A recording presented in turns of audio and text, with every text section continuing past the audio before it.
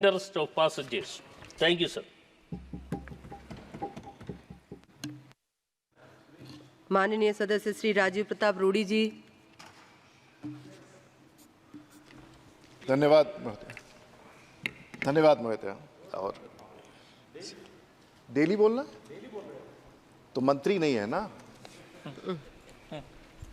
मंत्री लोग कम बोलते हैं ना।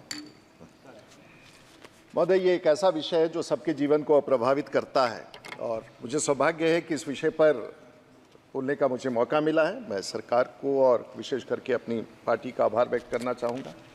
और हमने जब उड़ने की कल्पना की तो ये आता कहाँ से विषय, और हम इसके पृष्ठभूमि में जानना चाहेंगे कि आखिर हवाई जहाज विमानन सेवाएं कहाँ से आई, कहाँ से इसका आविष्कार हुआ, और थोड़े से इतिहास के बाद वर्तमान परिस्थितियों पर चर्चा करना चाहूँगा। और जब चीन में 5वीं शताब्दी में जब पतंग उड़ाने का कार्य शुरू हुआ तो उसी समय कल्पना जगा कि इस आसमान में भी इंसान उड़ सकता है।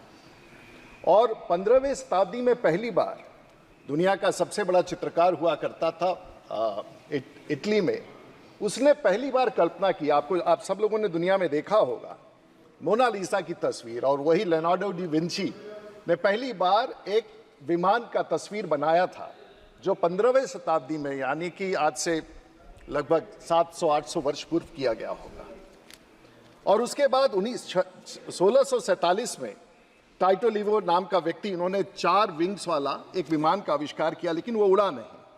उसके बाद टेरजी, जो एरोनॉटिक्स के पिता कहे जाते हैं, उन्होंने इस थ्योरी को प्रकाशित किया और पहले उसने कल्पना की कि कॉपर फॉइल के माध्यम से सिलेंडर लगा के हम विमान उड़ा सकते हैं, और ये लगभग 1647 के आसपास इसका कल्पना किया गया। और वहाँ से चलते हुए उसके बाद हम लोग हाइड्रोजन बैलून की तरफ बढ़े। वो 17 शताब्दी में था जब हाइड्रोजन बैलून में गैस भर करके आसमान में प्रवेश किया हम लोगों ने, और उसी साल में पायलटलेस बैलून्स में हम लोगों ने प्रवेश किया। और आज भी हम बैलूनिंग की बात करते हैं और बैलूनिंग दिखाई देता है। और पहला बैलून जो आसमान में बिना पैसेंजर का उड़ा वो 9 किलोमीटर उड़ा और 25 मिनट के लिए उड़ा, और वहीं से विमान के कल्पना के बारे में हम लोगों ने शुरुआत की। उसके बाद बड़े एयरशिप्स आए और एयरशिप्स में हाइड्रोजन गैस भर करके उड़ाया गया, पहले बिना पैसेंजर का, उसके बाद पैसेंजर का। और पेरिस में जो एक ब्राज़ील का व्यक्ति था उसने उसका निर्माण किया, और 1901 में जिसका नाम था नंबर 6, उसने लगभग 30 मिनट की उड़ान भरी। और वहाँ से चलते चलते, और एविएशन का इतिहास कोई बहुत पुराना नहीं है, बहुत सारे इतिहास में, तकनीकी विज्ञान में। ये 1904 में जब राइट ब्रदर्स ने पहली बार अपनी यात्रा शुरुआत की तो 1903-4 के आसपास हवाई जहाज में प्रवेश करके उड़ान भरने का लगभग 12 पीढ़ी पहले, हमारे 12 पीढ़ी पहले आसमान में यात्री प्रवेश किया। और राइट ब्रदर्स के बाद जो उन्होंने 17 दिसंबर 1900 में पहली बार उड़ान भरी और वो जहाज क्रैश कर गया थोड़े से दूरी जाने के बाद। लेकिन उसके बाद आज हम कहाँ तक विमान सेवाओं में आ चुके हैं। आज अरब की सागर हो या ट्रांस अटलांटिक हो, मैं सदन को बताना चाहूँगा कि तकनीक कहाँ से कहाँ तक विकसित हुआ है। कभी कोई कल्पना नहीं कर सकता था कि अरब सागर को या अटलांटिक को हम 4 इंजन के बिना पार कर सकते हैं। और ये माना जाता था कि एक इंजन फेल करेगा तो दूसरे इंजन से उतर जाएंगे, दूसरा फेल करेगा तो तीसरे से, 4 से। अब दुनिया में 4 इंजन का जहाज बनना बंद हो गया है, चाहे वो अरब सागर हो या बंगाल की खाड़ी हो या अटलांटिक सागर हो। आज मात्र 2 इंजन से भी विमान सागर पार कर जाता है। और खासियत ये है कि उसका 2 इंजन तो लगाया जाता है, लेकिन एक इंजन पर्याप्त है कि उस सागर को पार कराने की क्षमता रहता है। साइंस यहाँ से चल करके यहाँ तक आ गया है। और अटलांटिक में अगर लंदन से वॉशिंगटन जब जाना होता था 6000 किलोमीटर, 4 इंजन से अब 2 इंजन में आ गए हैं। लेकिन उसके बाद सबसे ज़्यादा विकास अगर विमानन का हुआ तो वर्ल्ड वॉर 1 में थोड़ा सा हुआ, और वर्ल्ड वॉर 2 आते हुए, चाहे वो जर्मन फोर्सेज हो, अलाइड फोर्सेज हो, अमेरिकन फोर्सेज हो, उन्होंने दबा करके जहाज बनाना शुरू किया। और वर्ल्ड वॉर 2 के समय सबसे ज़्यादा दुनिया में, और भारत में भी अगर आप देखेंगे तो सबसे ज़्यादा हवाई अड्डा जो निर्मित हुआ था, जिसके बारे में इस विधेयक में हम चर्चा कर रहे हैं, सबसे ज़्यादा अगर 2500 से ज़्यादा हवाई पट्टी, छोटे बड़े, चाहे वो मध्य प्रदेश में हो, बिहार में हो, उत्तर प्रदेश में हो, जिनकी स्थिति शायद वैसी नहीं है जो आज हम देखते हैं, सबसे ज़्यादा भारत में और दुनिया में अगर सबसे ज़्यादा हवाई पट्टी कभी बने तो विश्व युद्ध के बाद और उसके दौरान बने। महोदय, 1939 से 1945 में युद्ध के दौरान, और उस समय अमेरिका ने भी खूब प्रोडक्शन किया और जर्मनी में भी खूब किया, यूरोप में भी हुआ, और उसके बाद 1969 आते आते जंबो विमान पूरी दुनिया में आया, जो दुनिया का सबसे बड़ा, और अभी हाल फिलहाल तक जंबो विमान 747 जो एयर इंडिया के पास था और भारत में देखा जाता था, वो लास्ट कुछ जंबो विमान भारत में बचे हैं और उनका बनना लगभग बंद सा हो गया है। जो जंबो जेट्स कहते थे, 747 कहते थे, डबल डेकर कहते थे, और उसके बाद विमानन क्षेत्र में बहुत सारे इंस्ट्रूमेंटेशन आया। जीपीएस पर पहले तो हम लोग कंपास से उड़ा करते थे, अब तो आसमान में भी जीपीएस आसमान से भी जीपीएस से विमान का कनेक्शन हो जाता है, और आसमान में ही रास्ता बना हुआ है जिसमें कोई लकीर नहीं खींचा जाता है। कई बिंदु होते हैं आसमान में, उस पर अब विमान चल चल के अपने गंतव्य स्थान पर पहुंच जाता है। उसे जीपीएस ट्रैकिंग के माध्यम से, या सैटेलाइट कम्युनिकेशन हो, नेविगेशनल एड्स हो, या पैसेंजर कंफर्ट हो। और आज जब हम आसमान में, और आप सब भी जब सदन खत्म होगा तो आसमान में जाएंगे, कई लोग विमान से जाएंगे, कई लोग विदेश की भी यात्रा करेंगे, और 35,000 फीट की ऊंचाई पर आप शौचालय जा सकते हैं, आप सो सकते हैं, आप किताब पढ़ सकते हैं। विमानन सेवाएं कहां से चल करके कहां तक आई, और भारत में भी विमानन सेवाओं का बड़ा विस्तार हुआ है, और सचमुच ये एक ऐसा विज्ञान है जो पूरी दुनिया को करता है। भारत में क्या इतिहास है? 1911 18 फरवरी में पहला आसमान में भारत में विमान उड़ा, और ये कितनी दूर गया, और हम सबको इसलिए भी स्मरण करना होगा कि ये मात्र 6 मील का उड़ान था। 1911 में, आज से लगभग 125 साल पहले, पहला विमान इलाहाबाद से नैनी में गया, जिसका दूरी 6 माइल था, और पहला दुनिया का डाक सेवा, भारत में दुनिया का पहला डाक सेवा नैनी से लेकर के इलाहाबाद के बीच 6 मील में, और 6500 मेल लेकर के हम्बर प्लान नाम का व्यक्ति था, वो गया। उसके बाद 1900 भारत में इंडिया एयर स्टेट सर्विसेज और US imperial UK based imperial Airways के साथ लंदन, कराची, दिल्ली का पहला फ्लाइट शुरू हुआ, जो वाणिज्यिक रूप से था। टाटास की बड़ी भूमिका है महोदय, हम लोग देखते हैं, और आज मैं देश के प्रधानमंत्री का आभार व्यक्त करना चाहूंगा। 1915 में हम सब लोगों का जन्म किसी का नहीं हुआ था, उस समय टाटा सन्स ने पहली उड़ान भरी और एयर मेल शुरू किया कराची से लेके मद्रास तक के बीच में। कराची से लेके मद्रास तक, जो शायद अभी ताम्बरम एयरपोर्ट है, वहां तक पहला 1915 में, और 1920 में royal air force started regular services between Karachi and Mumbai. This is a small history, and then the civil airport started being constructed in India in 1924। चाहे वो कलकत्ता का दमदम एयरपोर्ट हो, 1924 में उसकी शुरुआत हो, या इलाहाबाद के पास बमरौली में इलाहाबाद पहला हवाई जहाज का जो हवाई पट्टी था अंग्रेजों ने वहां बनाया, या फिर गिलबर्ट हिल हो मुंबई में, जो पहला हवाई अड्डा बनाया गया। लेकिन मैं जिस विषय पर आऊंगा और आते हुए पूरे सदन को और पूरे भारत को भी बताना चाहूंगा, उसी समय 1927 में भारत में अंग्रेजों के ज़माने में सिविल एविएशन डिपार्टमेंट बना, लेकिन उस समय एक और संस्था बना, और शायद दर्शक दीर्घा में बैठे हुए लोग, अफसर दीर्घा में बैठे हुए लोग इस बात को ना समझ पाए, लेकिन माननीय मंत्री जी से इस बात का हमने किया कि उसी दौरान भारत में एविएशन का सुचारू शुरुआत कब हुआ, और उस संस्था का नाम था 1927 में arrow club of India. Bharat में अंग्रेजों के ज़माने में एरो क्लब ऑफ इंडिया, जिसे हम आज क्लब समझते हैं, लेकिन वो क्लब नहीं था, royal arrow club of India and Burma के नाम से जाना जाता था, और देश में पहला विमानन सेवाओं की शुरुआत वहीं से हुई माननीय मंत्री। उसके पश्चात pre independence royal arrow club of India जाना जाता था, और साहब उस समय अंग्रेजों के ज़माने में एक विक्टर ससून नाम का कोई बड़ा रॉयल सा बिजनेसमैन था, जिसको हवाई जहाज से, उसने 1 लाख रुपया 1910 में दिया। आज मैं गर्व के साथ कह सकता हूं, और भारत के आर्काइव्स में अगर जाया जाएगा तो आज एरो क्लब के पास 1910 में दिया हुआ 1 लाख रुपया विक्टर ससून का आज भी खाते में जमा है और सुरक्षित है।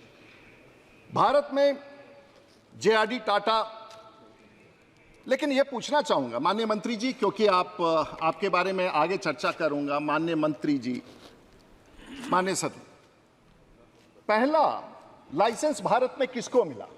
वो भारतीय नहीं था। जेआरडी टाटा को पहला लाइसेंस मिला क्योंकि वो फ्रेंच नेशनल थे, उन्हें एरो क्लब ऑफ इंडिया ने पहला लाइसेंस दिया। आज तो सब लोग लाइसेंस लेके घूम रहे हैं, विमानन की बात कर रहे हैं, लेकिन भारत में अगर पहला लाइसेंस किसी को दिया गया तो वो जेआरडी टाटा थे, लेकिन वो विदेशी थे। और उसके पश्चात वो पेरिस में रहते थे उस समय, इसलिए उसको विदेशी कहा गया उस समय। और देश के इतिहास में, और आज को कि मैं सदन में कह रहा हूं, करनाल के वो निवासी भगत बिहारी जो पहले इंडियन थे, जो 1929 में उनको पहला विमान उड़ाने का लाइसेंस दिया गया एरो क्लब ऑफ इंडिया। मैं इतिहास इसलिए दोहरा रहा हूं कि एरो क्लब ऑफ इंडिया, जिसकी चर्चा हम भारत में नहीं करते हैं, और भारत का पहली महिला, जिसे मैडम आप तो वहां बैठी हैं, भारत की पहली महिला, और सदन में उनका नाम मैं इसलिए, वो मुंबई की महिला थी, और यूके पारेख जो गम देवी मुंबई में कोई स्थान है वहां की निवासी थी, और उन्हें 97 संख्या की लाइसेंस 1930 में आज़ादी के पहले पहली महिला लाइसेंसी अधिकारी जो विमान उड़ाने का लाइसेंस लिया, अद्भुत था। 2023 में आज हम देखें तो आज हमारे पूरे भारतवर्ष में 14% महिलाओं को, सबसे ज़्यादा अगर आज देखें तो 14 से 16% छोटी लड़कियां और महिलाएं आज लाइसेंस ले रही हैं। और आज पूरे भारतवर्ष में लगभग 22,000 लाइसेंसेस इशू हुआ है। अब हम देखें कि यह arrow club of India Bharat में जब शुरुआत हुआ तो लाइसेंस कौन देता था? एरो क्लब ऑफ इंडिया देता था। ट्रेनिंग का लाइसेंस कौन देता था? इंस्ट्रक्टर का लाइसेंस कौन देता था? तो एरो क्लब देता था। फ्लाइंग ट्रेनिंग कौन कराता था? तो एरो क्लब कराता था। और सर्टिफिकेट फ्लाइंग का जो देता था वो एरो क्लब देता था, चाहे वो पटना फ्लाइंग क्लब हो, मद्रास फ्लाइंग क्लब हो, बम्बई फ्लाइंग क्लब हो, ये सभी एरो क्लब में। और भारत में महोदया, भारत में 1990 तक जितने पायलट ट्रेन हुए हैं, जब व्यावसायिक रूप से प्राइवेट कंपनियां ट्रेनिंग नहीं देती थी, 90% पायलट जो भारत में 1990 तक जहाज उड़ाते रहे, चाहे वो एयर इंडिया का उड़ाते रहे हो, वो सभी उन विमानों से दिए हैं जो भारत सरकार ने एरो क्लब को पैसा दिया और भारत में ट्रेनिंग दिया और सस्ते दाम पर किया। अब तो वाणिज्यिक रूप से ट्रेनिंग का खर्चा एक पायलट के लिए 1.25 करोड़ 1.5 करोड़ रुपया तक खर्च होता है। उस विषय पर भी मैं आऊंगा। तो मैं इसलिए कह रहा हूं, और एरो क्लब तो एक संस्था है जिसको देश की सरकार, हमारी सरकार नहीं, पुरानी सरकार भूल गई है। पार्लियामेंट का क्वेश्चन होता है तो एरो क्लब स्पोर्ट्स के मामले में एफआई और इंटरनेशनल ओलंपिक्स एसोसिएशन होता है। लेकिन एक विचित्र परिस्थिति उत्पन्न हो गई है कि जो mother of all aviation Bharat में था, उसके तो सामान उठा करके कुछ कर्मचारी उठा करके फेंक देते हैं, और उसके बाद एयरपोर्ट अथॉरिटी जो उसके बहुत 30 साल के बाद बना, उस संस्था उसके ऊपर केस ठोक देता है। जो निर्माता है, जो क्रिएटर है, उस पर केस ठोक देता है, और हाईकोर्ट में एक सांसद जाके अपील करता है, और हाईकोर्ट में उस संस्था को बचाने के लिए कोर्ट में बहस करता है, जिसका नाम राजीव प्रताप रूडी है। और मैं और वैसी स्थिति में इसलिए कह रहा हूं कि मुझे इतिहास को बचाना है। एक ऐसी संस्था जिसके देश के 2 पूर्व प्रधानमंत्री उसके अध्यक्ष रहे, जिसने भारत में नींव रखा, जिसने भारत में एविएशन की शुरुआत की, उसे किसी न किसी कारण से समाप्ति के रास्ते पर पहुंचाया जा रहा है। हमारा कर्तव्य है, और मैं जानता हूं कि माननीय मंत्री जी इस दिशा में कार्रवाई करेंगे। मैं उससे अधिक नहीं बोलना चाहूंगा। आज हम एयरक्राफ्ट एक्ट के बारे में महोदय आए, तो ये 1934 में बना, अंग्रेजों ने बनाया, और उसमें 20 बार 22 बार, जैसे माननीय मंत्री जी ने कहा, कि उसका संशोधन करके हम लोगों ने उसमें सुधार किया है, और 21 बार। लेकिन 1944 में शिकागो कन्वेंशन, और ये सब वो सब कन्वेंशन और प्रोटोकॉल हैं जिस पर, और इस बार भी जो विधेयक पारित लाया गया है उसमें 1944 में। और विश्व युद्ध के समय एक बड़ा संकट था कि सभी देश के जहाज सभी देश में प्रवेश कर जाते थे। तो जो सोवेरेनिटी का, जो राष्ट्रीय अधिकार होता है, उसके लिए शिकागो कन्वेंशन में 57 देश, दुनिया के देशों ने कहा कि अपने अपने देश में आपको अधिकार होगा अपने नागरिक विमानन के नियमों को बनाने के लिए। और उसी के तहत ICAO, international civil aviation organisation आया, और पूरी दुनिया में, क्योंकि यहाँ से निकलने वाला विमान पक्षी की तरह कहीं उसके पास बाउंड्री तो होता नहीं है, वो यहाँ से पाकिस्तान के ऊपर गया, अफगानिस्तान के ऊपर गया, चीन के ऊपर गया, बांग्लादेश के ऊपर गया, अमेरिका में गया, यूरोप गया। कानून तो था नहीं, तो कहीं से कहीं कोई निकल के जाता था। और विश्व युद्ध में जिस तरह से जहाज उड़ रहे थे, उस समय दुनिया के लोगों ने कहा कि हम बैठ करके इंटरनेशनल ट्रीटी साइन करेंगे और वो शिकागो कन्वेंशन था जिसके नीचे इंटरनेशनल सिविल एविएशन ऑर्गेनाइजेशन उभर के आया। हमारे मंत्री जी यहाँ बैठे हैं, 2 मंत्री बैठे हैं। शायद ये मंत्री जी इसी उम्र में, दूसरे सदन में मैं इसी उम्र में इस विभाग का मंत्री था, शायद इन्हीं का उम्र था, मैं इसी उम्र में था और 22-23 साल पहले था। Then I was also 36. But it's a privilege. No, it's a he studied in R.K. Puram. He has an electrical engineering background from United States of America. He is an MBA from Long Island, from New York. And और उसके बाद इन्होंने नौकरी भी किया Singapore में। और उसके बाद और उससे बड़ी बात सौगतदा ये है कि इनके पिताजी के साथ उसी मंत्रिमंडल में जब वो अटल बिहारी वाजपेयी जी के सरकार में मंत्री थे तो मुझे भी काम करना, तो मेरे लिए गर्व है कि आज उनके पुत्र के साथ येरा नायडू जो इस सदन में मंत्री रहे, उनके पुत्र के साथ मुझे यहाँ काम करने का मौका मिला। And we are proud of him, he is amazing, his understanding about civil aviation is fantastic. I do not know whether he did it before और he understands it, but I have heard him talking on civil aviation for last month और so. He is amazing, he understands the contents, and I think this is what Indian aviation, and I'm thanks to the Prime Minister who has given an opportunity to such a person to look after this ministry. And of course I have another young man here next to me. He's from Pune, he has been a former Sudhakar Mahal. I'm flanked by the cabinet minister and the state minister, both of them, so I'm sure my words would be heard much better than what I was heard earlier, and we are close to it. So it's fantastic to be here talking to 2 brightest people about civil aviation.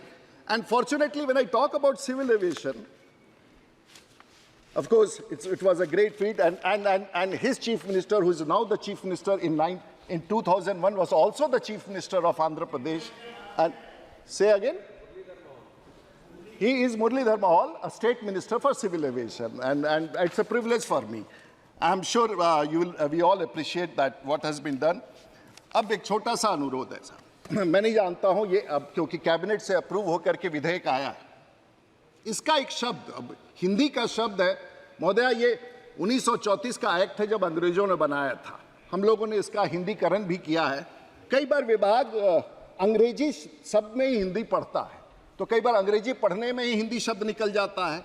अब आप देखें, इस act का नाम दिया गया भारतीय वायुयान विधेयक। It has been converted from English to straight to Hindi. वायुयान तो एक जहाज होता है, वायुयान पूरा एविएशन नहीं होता। और आपके विभाग का नाम क्या है? सिविल एविएशन, नागरिक विमानन। तो मेरा अनुरोध होगा, अब शायद संभव है कि नहीं, लेकिन बाकी अमेंडमेंट लाके इसे कहना चाहिए था भारतीय विमानन विधेयक, बिकॉज इट इज एविएशन। विमानन शब्द का मतलब होता है एविएशन, वायुयान का मतलब होता है एयरक्राफ्ट। तो अब it is too late, I do not know, it has to be taken, but if it can be done, if your government agrees, it will go a long way. This is a typographical error. Our government will, I think it's an error. It's an error of understanding. वायुयान जहाज होता है और विमानन civil aviation होता है, तो possibly this error could have been corrected. But I thought I will just point it out because I understand that your understanding of the subject is fantastic. I heard you talking this morning on MROs. I think that subject I have been reading around. But it's an amazing understanding of MROs when he was talking about aviation and how things have been. So this was one aspect to it. अभी जो amendments आए हैं इसमें 3 चीज हैं। एक तो माननीय मंत्री जी ने पढ़ा, 4 प्रमुख चीज हैं, और इसको मैं सदन को इसलिए महत्व देखना होगा। और देश के प्रधानमंत्री और माननीय हमारी सरकार किस प्रकार से दूरगामी नीतियां बनाती है। शायद इसका इम्पैक्ट हम बहुत ज्यादा नहीं समझ पाए, लेकिन you just have to understand why. The section 2 has said the realigning the definition of aircraft with ICAO. It's very important that there were a lot of gaps in which what we talked about in aviation and what the ICAO defines aviation has to be. So that realignment has been done. Something has been brought about the Arbitration Act 1940 to be replaced by Arbitration Act 1966. Now there are 3 important things which everyone in this house would completely understand when I'm talking about it. There were 3 aspects, and I'll just point out each aspect in a small way. And सबसे पहले, आज इस देश में लगभग 700 विमान हैं, और 700 विमान मोटे तौर से उसमें से 80% विमान वो हैं जो खरीदे हुए नहीं हैं। ये सभी लीज्ड एयरक्राफ्ट है। जो भी आप विमान में उड़ रहे हैं, एयर इंडिया और इंडियन एयरलाइंस के समय हम लोगों ने विमान खरीदा, लेकिन आज जितनी कंपनियां हैं इन लोगों ने विमान खरीदा नहीं है। और इसीलिए भारत का कानून लीजिंग का अगर सही नहीं होगा तो ऐसी कंपनियों को भारत में, क्योंकि विमानों की संख्या, बनाए जाने वाले विमानों की संख्या पूरी दुनिया में बहुत कम होते जा रहा है, उसका भी कारण मैं बताऊंगा। और क्योंकि हम लोगों ने इंसॉल्वेंसी और बैंक्रप्सी एक्ट भारत में लाया था 2016 में, और जो लीजिंग कंपनी है, जो केप टाउन कन्वेंशन, जिसके तहत आप किसी देश को अगर सामान देते हैं, किसी देश में अगर विमान देते हैं, इंजन देते हैं, तो उसे अगर बंद होने की स्थिति में वापस लाना चाहते हैं तो आपका कानून अलग है। ये दोनों कानूनों में कॉन्फ्लिक्ट था। गो एयरवेज के 57 विमान बंद हो गए, अब वो एनसीएलटी में चले गए। दुनिया का कानून अलग था कन्वेंशन के हिसाब से, और भारत का कानून अलग था। अब होता क्या है मैडम, अध्यक्ष महोदया, होता क्या है कि अगर आपका कानून कंट्राडिक्शन में है तो जो विमान लाख रुपया में आपको लीज रेंटल मिलेगा, क्योंकि आपका कानून कमजोर है और आपके देश पर भरोसा नहीं होगा, तो उसको 2 लाख रुपया में देगा। 2 लाख रुपया में अगर प्रति घंटा के हिसाब से या जो भी उसका हो, तो वो कीमत किसको चुकाना पड़ता है? वो कीमत पैसेंजर को चुकाना पड़ता है। और इसीलिए ये कानून में ये परिवर्तन करके जो परिवर्तन लाया गया है, मैं समझता हूं कि ये बहुत बड़ा है। लीजिंग का जो प्रीएम्बल है इस कानून का, ये बेसिकली गो एयरलाइंस में जो संशोधन था, गो एयरलाइंस में जो संकट उत्पन्न हुआ और वो लोग कोर्ट में चले गए और विदेशी कंपनियां जिन्होंने विमान भारत में दे रखा था उनको वापस ले जाने में कठिनाई हुई, तो सरकार ने अंतर्राष्ट्रीय स्तर पर जाके भारत की छवि उस प्रकार से बनी रहे, उन्होंने किया है। और आज गो एयरलाइंस के कारण ये परिवर्तन आया। आप सब लोगों में से पता नहीं कितने लोगों की जानकारी है, आज एक बहुत बड़ा निर्णय, और ये निर्णय आज से नहीं प्रयत्नशील थे, ये निर्णय 30 वर्षों से कोशिश किया जा रहा है। मैं आभार व्यक्त करना चाहूँगा मंत्री जी का और प्रधानमंत्री जी का, जिनको हम लोगों ने बताया था। आज भारत में पायलटों के साथ, जो आज कितने पायलट हैं भारत में? लगभग 22 से 23 हज़ार भारत में लाइसेंस मिले हैं। एक मैं भी हूँ उसमें, थोड़ा मुझे भी है, वो भी अलग कहानी है। लेकिन 22-23 हज़ार पायलट भारत में हैं और उनको एक परीक्षा देना पड़ता था। परीक्षा तो डीजीसीए कराता है, लेकिन जो 1934 का एक्ट था उसमें एक काम मिनिस्ट्री ऑफ टेलीकॉम को दे दिया। अब सिविल एविएशन से मिनिस्ट्री ऑफ टेलीकॉम का क्या लेना देना है? एग्जाम्स कंडक्ट करते हैं डीजीसीए, और एक परीक्षा के लिए आप मिनिस्ट्री ऑफ टेलीकॉम में, टेलीकॉम मिनिस्ट्री में जाते हैं। और उस समय एक ज़माना में मोर्स कोड होता था, अब तो ट्रांसमीटर VHF UHF पर होता है। लेकिन परीक्षा लेता था, उसका एक पेपर का परीक्षा लेता था मिनिस्ट्री ऑफ टेलीकॉम, और वो बच्चे अपना इम्तिहान छोड़ करके मिनिस्ट्री ऑफ टेलीकॉम के बारे में, वो भी हमारी सरकार का अंग था और हमेशा संकट उत्पन्न होता था परीक्षा लेने के क्रम में, और वो थोड़ा सा माहौल उसमें खराब हो चुका था और डीजीसीए भी चाहता था।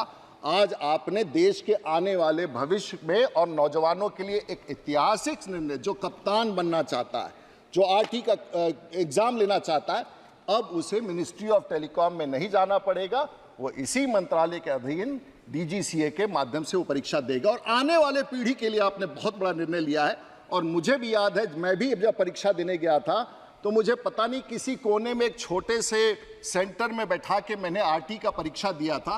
वो कतई सही नहीं दिखा, लेकिन 40-50 वर्षों से, और आज पूरे भारत के जितने पायलट ये बात सुन रहे होंगे, सरकार को और प्रधानमंत्री जी को बार बार धन्यवाद देंगे कि आने वाले पीढ़ी को आपने, इन बच्चों को आरटी कम्युनिकेशन का जो परीक्षा था डीजीसीए को पूरी तौर से सौंप करके देश का एक बहुत बड़ा ऐतिहासिक तकनीकी निर्णय लिया है, जो शायद कोई नहीं समझ पा रहा था। और इसके लिए देश के प्रधानमंत्री को मैं धन्यवाद। हमारे सभी मित्र यहाँ बैठे हुए हैं, ये सब बातें तो पॉलिसी की हुई, एक्ट की हुई।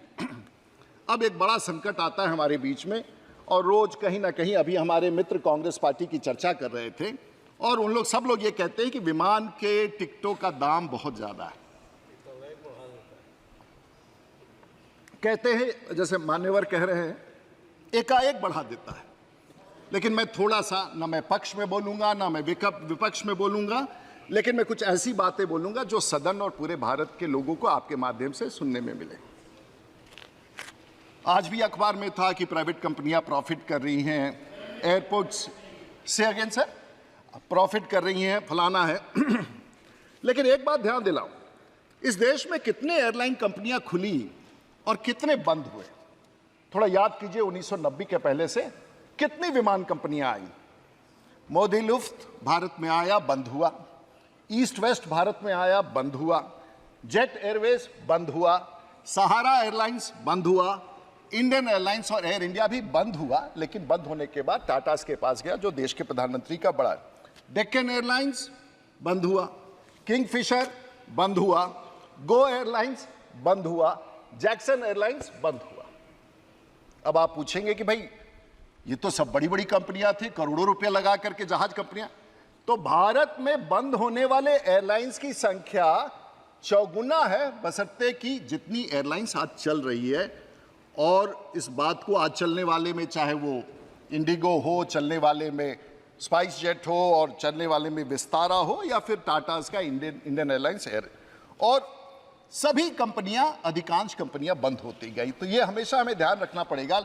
एक अंग्रेजी का कहावत है कि करोड़पति कैसे बनते हैं एविएशन में, तो अरबपति को कह दीजिए कि हवाई जहाज की कंपनी खोल दे, वो करोड़पति बन जाएगा अपने आप। Because how does a billionaire become a millionaire? Ask him to set up an airline and he will become a millionaire. And this is a very old saying, जिसको मैंने हिंदी में अनुवादित किया है। अब हम एक जिस विषय पर आना चाहते हैं, एक तो हमारी सरकार ने हम सब कहते हैं कि भाई विमान यहां चला दो, फलाने जगह पर उतार दो, फलानी जगह पर उतार दो, फलानी जगह पर उतार दो, उसका रेट उसको हमको चाहिए। महोदय, भारत में एक बहुत बड़ा डिस्टॉर्शन था, and the distortion was done by the government. Which government? How नहीं? 72,000 करोड़ रुपए का घाटा था इंडियन एयरलाइंस और एयर इंडिया। पैसा कौन देता था? भारत की ट्रेजरी से, भारत के एक्सचेकर। हम लोगों ने घाटे की कंपनी का सौदा 70 साल तक चलाया। आज मार्केट से डिस्टॉर्शन इंडियन एयरलाइंस और एयर इंडिया के जाने के बाद समाप्त हो गया है। और अब जब जो कुछ भी होगा नियंत्रण में होगा, कंपटीशन में होगा, फेयर प्राइसिंग पर होगा। लेकिन ये फेयर प्राइसिंग आएगा कहां से? महोदय, इस विषय पर भी, और मैं समझता हूं कि मंत्री जी इस विषय से, दुनिया की बड़ी बड़ी एविएशन कंपनियां, ब्रिटिश एयरवेज 1987 में बंद हो गया, जापान एयरलाइंस 1987 में बंद हुआ, एयर फ्रांस 1989 में बंद हुआ, टर्किश 2011 में बंद हुआ, मलेशियन एयरलाइंस 2012 में बंद हुआ, यूएस एयरलाइंस का कुछ अंश 1978 में बंद हुआ। ये सब जगह प्राइवेटाइज हुआ। तो इतना वक्त क्यों लगा? लेकिन माननीय प्रधानमंत्री जी ने निर्णय लिया, बड़ा निर्णय लिया, कठोर निर्णय लिया। कुछ लोगों ने क्रिटिसिज्म किया, लेकिन देश के हित में डिस्टॉर्शन समाप्त करने का एक ऐतिहासिक निर्णय लिया गया, जिसको हम सब लोग को मानना होगा। और उसका कारण मैं आगे बताते हुए बताता हूं। आजकल मुझे याद है, भारत में अगर लो कॉस्ट एयरलाइन चलाने का किसी ने सबसे पहले दस्तखत किया है, तो सौभाग्य से उस व्यक्ति का, महोदय ये कोई नहीं बताएगा जो मैं बता रहा हूं। मैं जो बातें बता रहा हूं महोदय, मैं बता रहा हूं सिर्फ सदस्यों के लिए। मुझे मैं सिर्फ मैं बता दूंगा, उसके बाद महोदय आप जब बोलिएगा। मैं वही बता रहा हूं, भारत में अब कोई लो कॉस्ट एयरलाइन नहीं है। ये हम लोग गलतफहमी हटा दे। The concept of low cost airline is not there, it's a hybrid mode. If anyone tells you that he is a low cost airline, he is completely not telling you a लाई।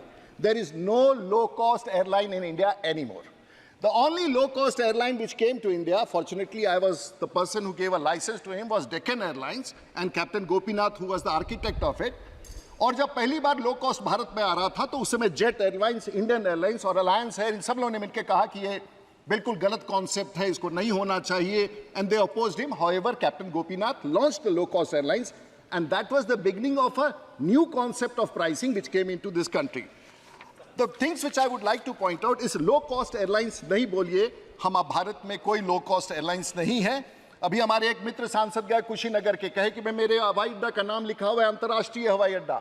हवाई अड्डा तो उतर ही नहीं रहा है. हम बैठे थे, माननीय मंत्री जी भी सुन रहे थे उनकी बात. मैं बताना चाहता हूं कि सरकार के घोषणा के बाद, हमारे घोषणा से, आपके घोषणा से कोई हवाई अड्डा अंतर्राष्ट्रीय नहीं बनता है. अब हवाई अड्डा वही अंतर्राष्ट्रीय बनेगा जहां अंतर्राष्ट्रीय यात्रा के लिए व्यवस्था हो और लोग तैयार हैं. कुन्नूर तो अंतर्राष्ट्रीय बन गया, कैलिकट बन गया, कोचिन बन गया, इसलिए कि वहां के लोग विदेश जाते हैं और हवाई कंपनियां आकर के जहाज उतार करके वहां से ले जाती हैं. इंटरनेशनल पटना, पटना का क्या नाम है महोदया? पटना हवाई अड्डे का नाम है जयप्रकाश नारायण अंतर्राष्ट्रीय हवाई अड्डे। 70 साल में कोई हवाई जहाज अंतर्राष्ट्रीय होने के बाद, इसलिए कि कुछ है ही नहीं। और पटना हवाई अड्डा पर उतरने के लिए जहाज में, मैं तो वहां जहाज उतारता हूं। हमारे आज विमानन कंपनियां क्या करती है महोदया? आज जो टिकट देखिएगा उसमें खर्च कितना है? 40% तो टिकट का दाम निकल जाता है तेल में, उसके बाद उसके ऊपर से बाकी बचा 60% में स्टेट का, बिहार का टैक्स 29% है, किसी राज्य का ऊपरी सूची है, अगर आप देखेंगे तो किस प्रकार से हर राज्य का अपना अपना टैक्स है। उसके बाद टैक्स वहां से छोड़ दीजिए, उसके बाद पीएसएफ। अब पीएसएफ क्या है? पीएसएफ वही है जो सीआईएसएफ जो वहां खड़ा होकर आपको ऊपर नीचे जांचता है महोदय, सरकार उसका पैसा नहीं देती है। कस्टमर जो है, पैसेंजर है, वो सीआईएसएफ का खर्च। सीआईएसएफ के लोगों को मैं कहता हूं कि भैया मैं तो पैसेंजर हूं, एमपी को तो पहुंचा के आते हो, sir good morning, good afternoon, good evening किया करो पैसेंजर्स को। देश के प्रधानमंत्री वो सोचते हैं कि मैं तो सरकार हूं, मैं तो सीआईएसएफ हूं। सीआईएसएफ मालिक नहीं है, उसका मालिक बीसीएस है। सीआईएसएफ को मानना होगा कि हर यात्री जो यात्रा करके एयरपोर्ट से निकलता है, और देश के प्रधानमंत्री यही चाहते हैं, उसको प्यार से अपना ड्यूटी कीजिए, उसको कीजिए, लेकिन सीआईएसएफ का पैसा जो उसका वेतन जाता है वो एक एक पैसेंजर के माध्यम से जाता है। ये क्लैरिटी हो, जिस दिन देश की सरकार के पास तय करेगी कि हम स्टैट्यूटरी फंक्शन है ले लें, वो अलग बात है। लेकिन दूसरा है यूजर डेवलपमेंट। अब एयरपोर्ट्स तो बड़े बड़े बनते जा रहे हैं, और एयरपोर्ट्स बनाने में जो खर्च है वो भी सरकार की तरफ से नहीं जाता है, सरकार की तरफ से नीति जाता है, क्योंकि हम प्राइवेटाइजेशन की तरफ बढ़ रहे हैं, और ये बहुत अच्छी नीति है। अब पटना में हवाई अड्डा बन रहा है, उसका टर्मिनल बन रहा है। आप उस टर्मिनल के बारे में मैं विशेष रूप से बताऊंगा। अभी तो टर्मिनल बना नहीं, लेकिन टिकट पर आपने यूडीएफ लगा दिया, और इसीलिए हम सब लोगों को मिलकर के सोचना होगा कि हवाई जहाज के टिकटों का दाम सरकार नहीं बढ़ाती है, और सरकार उसको कैसे कम करती है। सीआईएसएफ के बारे में मैंने आपको बताया। अब आप हवाई जहाज उड़ता है, एयर ट्रैफिक कंट्रोलर है, अगर मैं अपने विमान को मौसम खराब होने के कारण 20 मिनट अगर आसमान में एयर ट्रैफिक कंट्रोलर और कंजेशन के लिए रोक लूं, उसका तेल जलता है, वो भी खर्च में आता है। चाहे वो मौसम खराब हो, चाहे आगे लैंडिंग की कठिनाई हो, चाहे वो एफडीटीएल हो, चाहे वो वर्कर जो वहां बैठा हुआ हो, चाहे कप्तान हो जिसका ड्यूटी घंटा बढ़ जाए, ये सब पैसा पैसेंजर ही देता है। अब आप ये पूछेंगे कि साहब इसका खर्च कैसे किया? विमान जो आसमान में जाता है, यहां तक कि अगर जापान से निकल करके कोई यूरोप विमान जा रहा है, अगर भारत के ऊपर अगर वो जा रहा है तो जितने दूर वो भारत के ऊपर है उसका भी चार्ज मैं बता दे रहा हूं। कुछ और 2-4 पॉइंट अब शायद दोबारा बोलिए। तो ऊपर का भी खर्च जो है वो पैसेंजर को देना पड़ता है अगर भारत की। और अगर पाकिस्तान का एयर स्पेस क्लोज हो तो हमको अमेरिका अगर जाना है तो मेरा रास्ता बदला जाता है। मैं जितना लंबा यात्रा करके जाता हूं उतना ज़्यादा पेमेंट करना होता है। ये सब कई सारे ऑयल कंपनीज अपना टैक्स लगाती हैं, वो फ्यूल देती हैं, क्योंकि आपने मैडम अब छोटा करने के लिए कह दिया लीजिंग चार्जेस। मैं छोटा करने का कोशिश करता हूं। मैंने सोचा कि बता दूं ground handling charges, ATF charges madam, natural calamities, diversion, emergency, weather, ATC, accidents, hold, congestion, अब नेविगेशनल। अब मैं 2-3 जो संदर्भित है। अब मान लीजिए भारत धरती पर तो हम जानते हैं कि ये राज्य सरकार तमिलनाडु की है, आंध्र प्रदेश की है, बंगाल की, बिहार की, तो ये धरती है। आसमान तो खुला हुआ है जिस पर पक्षी कहीं से कहीं उड़ के जाता है, कोई लाइसेंस की जरूरत नहीं है। यहां तक कि एक पक्षी को विदेश जाने के लिए पासपोर्ट की भी जरूरत नहीं है। लेकिन भारत में 30% हवा हमारे पास नहीं है महोदया, वो फौज के पास है। और अगर हिंडन के पास हमें हवाई जहाज उतारना पड़ता है महोदया तो मुझे घूम करके आना होता है। अब फौज के साथ हमारा सौदा, फौज के प्रति हमारा बहुत सम्मान है, सब कुछ है। आप कहते हैं कि हवाई जहाज का उसका कीमत ज़्यादा है। हवाई जहाज का कीमत अगर गोवा में सुबह 8 बजे से लेके 1 बजे तक आप किसी जहाज को नहीं उतरने दोगे तो बाकी जहाज अंतिम समय में उतरेगा। और जब पैसेंजर को ये लिबर्टी नहीं हो कि हम उस समय जा सके, तो डिमांड और सप्लाई का होता है, और जब डिमांड बढ़ जाता है तो टिकट का दाम बढ़ जाता है। और इसीलिए आज 30% अब बागडोगरा एयरपोर्ट को ले लीजिए। मैं पिछले 3 साल से बागडोगरा एयरपोर्ट पर जहाज उतार रहा हूं। महोदया, दुनिया में मैं अकेला हूं, मुझे सौभाग्य है और मुझे गर्व है।